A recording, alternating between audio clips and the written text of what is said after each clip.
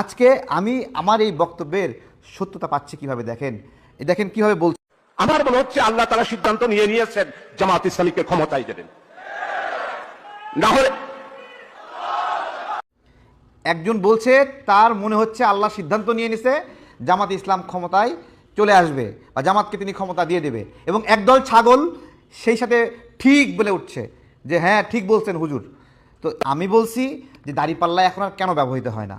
দাড়িপাল্লা ব্যবহৃত হয় না, এটাতে জালিয়াতি করা যায়, চুরি করা যায়, প্রতারণা করা যায়। আজকেই আপনি একটা মাংসের দোকানে গিয়ে এই দাড়িপাল্লায় যদি মাংস মাপতে চায়, আপনি সেখান থেকে মাংস কিনবেন না।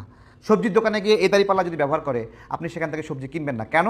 কারণ এইখানে একটা সুতায় প্যাঁচ দিলে আর ধরার মধ্যে বাঁ করে ধরলেই এটাতে প্রতারণা করা যায়। এটা আমরা সবাই জানি কেন এটা বাতিল হয়ে গেছে। আমি এইটুকুই বলেছিলাম।